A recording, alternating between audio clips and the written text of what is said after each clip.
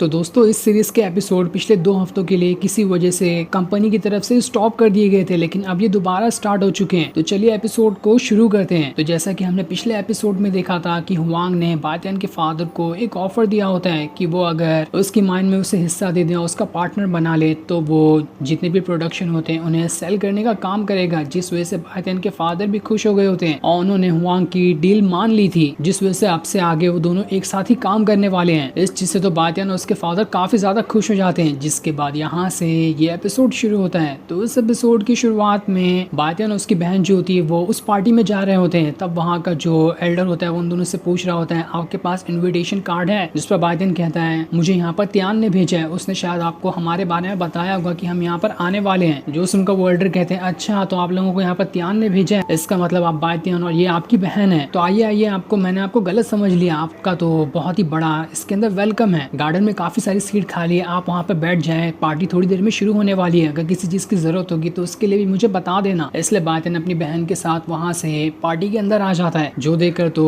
बातियान की बहन भी हैरान रहती है कि आखिर ये त्यान और उसकी फैमिली वाले बातियान को इतने अच्छे से रिस्पेक्ट क्यों दे रहे हैं। इसलिए बातियान उसे बता देता है कि मैंने एक बहुत ही ज्यादा पावरफुल पिल त्यान को दी थी, जिसकी वजह से उसके फादर जो थे वो ठीक हो गए, इसी वजह से त्यान की फैमिली मुझे इतना ज्यादा रिस्पेक्ट करती है। जो सुनकर तो बातियान की बहन हैरान रहती है कि बातियान के पास सच में काफी ज्यादा टैलेंट है, वो तो कमाल का है। जिस पर बातियान भी अपनी तारीफ बटोरते हुए कहता है तुम्हारा भाई तो है ही लाजवाब, मैं तो हर चीज करके दिखा सकता हूँ, सारी चीजें मेरे अंदर कंट्रोल में रहती है, कोई भी मेरे सामने नहीं टिक सकता। जिसके बाद वो दोनों वहाँ से गार्डन की तरफ ही बढ़ना शुरू कर देते हैं। वहाँ आने के बाद रांझी जैसे ही बातियान की बहन को देखती है वो एकदम ज्यादा खुश हो जाती है और भागते हुए उसके पास जाकर कहती है अरे तुम यहाँ पर आ गई, हम दोनों काफी साल से नहीं मिले थे और देखो मैंने कितने सालों बाद तुम्हें वापस से देखा, तुमसे मिलकर तो मुझे बहुत ही ज्यादा अच्छा लगा। लेकिन बातियान अभी वहाँ पर रांझी से कुछ भी बातें नहीं करता, वो उससे नजर हटा लेता है। जिसके बाद वो दोनों रांझी के साथ दोबारा से अंदर जाना शुरू कर देते हैं ताकि पार्टी को अच्छे से एंजॉय कर सके। बातियान की बहन जैसे जैसे आगे बढ़ रही होती है, आसपास जितने भी खड़े लड़के होते हैं वो सभी एकदम ज्यादा हैरान रह जा रहे थे कि आखिर ये इतनी सुंदर लड़की यहाँ पर क्या करने के लिए आ गई। वो सब तो बस बातियान की बहन को ही देखे जा रहे होते हैं। तब वहाँ पर एक बंदा आता है जो रांझी से पूछता है तुम भी यहाँ पर आई हो। उसकी बातों से ऐसा लग रहा था कि वो रांझी को पहले से पसंद करता, वो उसे लाइन मारने की कोशिश कर रहा है। ये देखकर तो रांझी उसे चिढ़ाने के लिए बातियान से गले लगाते हुए कहती है तुम्हें पता है देखो ये मेरा फियांसे है और हम दोनों की कुछ टाइम में शादी होने वाली है। ये देखकर तो वो सभी हैरान रह जाते हैं क्या सच में रांझी की शादी होने वाली है। बातियान तो ये देखकर हैरान था कि यहाँ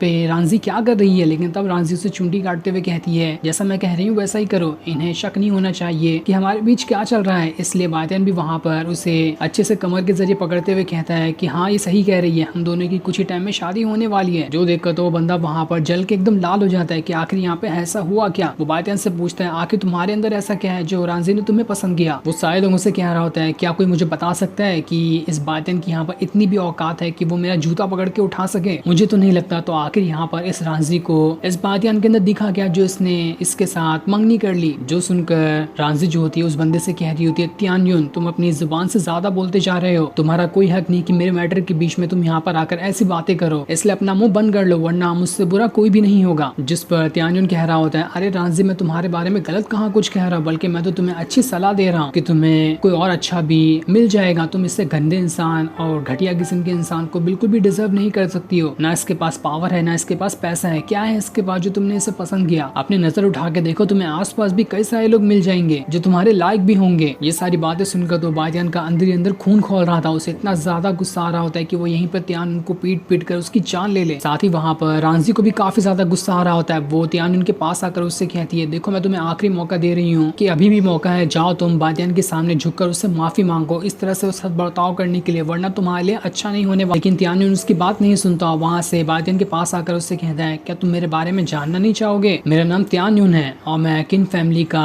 यंग मास्टर भी हूँ। इसलिए बातियान भी उससे हाथ मिला लेता है और उसे भी अपने बारे में बताता है। लेकिन दोनों इतने गुस्से से एक दूसरे को देख रहे थे कि यहीं पे दोनों उठा पटक मारना एक दूसरे को शुरू कर देंगे। हाथ मिलाने का फायदा उठाते हुए बातियान इतनी जोर से त्यान का हाथ दबा देता है कि वहाँ पर तो उसके हाथ की उंगलियां टूटने लगती हैं। जिसके बाद वो त्यान से कहता है क्या हुआ, कहीं हड्डियां टूट गई है क्या, इलाज करा दूं तुम्हारा। जिसके बाद वो उसका हाथ पकड़ते हुए उसे पहले तो 10 चक्कर घुमाता है और चक्कर घुमाने के बाद उसे उठाकर बहुत दूर फेंक देता है। जो देखकर तो त्यान के गुस्से का ठिकाना नहीं था कि यहाँ पर तो बातियान ने मेरी बेइज्जती कर दी, अब मैं इसे यहाँ पर नहीं छोड़ूंगा। त्यान के जो साथी होते हैं वहाँ पर आकर उसे संभालते हैं और उसे खड़ा करने की कोशिश करते हैं क्योंकि उसे काफी गहरी चोट लग चुकी थी। बातियान उसके सामने आकर किससे कहता है क्या हुआ, हवा निकल गई कि अभी भी और कुछ फाइट करना चाहते हो, अगर चाहते हो तो मैं यहीं पे खड़ा हूँ, आकर मुझसे देख सकते हो हो कि मैं कितना काबिल हूँ, जो मुझे राजी ने चुना है, मुझसे फाइट करो, खुद ब खुद ही जान जाओगे कि किसके अंदर कितना है दम। ये सुनकर तियान्युन जो होता है अपने साथियों से कहता है जाओ और इस बातियान का यहाँ पर खेल खत्म कर दो, ये जिंदा नहीं बचना चाहिए। लेकिन जैसे वो लोग वहाँ जाने वाले होते हैं, रांझी बीच में आकर कहती है रुक जाओ। जो देखकर तियान्युन रांझी से कह रहा होता है तुम्हें पता है ना कि यहाँ पर तुम जो कर रही हो इस वजह से हमारी किन फैमिली जो है वो तुम्हारी फैमिली की सबसे बड़ी दुश्मन बन जाएगी। अगर हम दोनों फैमिली के बीच में दुश्मनी नहीं करना चाहती हो तो तुम्हें मेरी बात माननी पड़ेगी, हट जाओ सामने से। जिस पर रांझी कहती है तुम्हें क्या लगता है कि मैं तुम्हारी किन फैमिली से डरती हूँ? ऐसा कभी नहीं होने वाला, तुम्हारी किन फैमिली हमारी फैमिली का कुछ नहीं उखाड़ सकती। लेकिन फिर भी तियान्युन नहीं रुकता, उसने दोबारा से अपने साथियों को जबरदस्ती बातियान के पास भेज दिया होता है। लेकिन जैसे वो लोग बातियान के ऊपर अटैक करते हैं, इससे पहले बातियान ने वहां पर हंसते हुए अपनी पावर का इस्तेमाल करना शुरू कर दिया था। वो जैसे अपनी पावर का इस्तेमाल करता है, सारे के सारे सिपाही बस 1 सेकंड के अंदर ही उड़कर दोबारा से तियान्युन के पास ही आकर गिर जाते हैं। जो देखकर तो तियान्युन काफी ज्यादा गुस्सा हो चुका, तो अपने साथियों को दोबारा से कहता है खड़े हो जाओ वरना आज मैं यहाँ पर तुम्हें जिंदा नहीं छोड़ूंगा, तुम्हें कैसे भी करके यहाँ पर बातियान की जान लेनी है। इसलिए वो सारे लोग बेचारे थके हारे होने के बावजूद भी वापस से बातियान को घेर लेते हैं ताकि वो लोग दोबारा से बातियान के साथ फाइट कर सके। रांझी और बातियान की बहन तो ये देखकर घबरा रहे होते हैं कि यहाँ पर अब क्या होने वाला है, लेकिन बातियान को इससे क्या ही फर्क पड़ने वाला था, इन लोगों को मारना तो उसका रूल डेली का काम है। तभी वहाँ पर तियान भी आ जाती है। तियान्युन उससे कह रहा होता है तुम बिल्कुल सही टाइम पर आई हो, देखो तुमने यहाँ पर किन लोगों को इन्वाइट कर लिया, ये लोग तो यहाँ पर हमारी फैमिली की बेइज्जती करने के लिए आ चुके हैं। जो देखकर तो तियान भी गुस्से में बाहर आकर देखती है कि यहाँ पर है कौन जो यहाँ पर हमारी फैमिली के अंदर बखेड़ा खड़ा करना चाहता है। लेकिन जैसे वो देखती है कि यहाँ पर बातियान खड़ा है, वो उसके पास ही जाकर कहती है बातियान क्या तुम ठीक हो? इस तियान्युन ने तुम्हें परेशान तो नहीं किया? अगर परेशान किया होगा तो बताना, मैं ऐसे नहीं छोड़ूंगी। जो देखकर तो तियान्युन भी हैरान था कि अरे ये तियान यहाँ पर बातियान का सपोर्ट क्यों कर रही है, इसे तो मेरा सपोर्ट करना चाहिए था ना।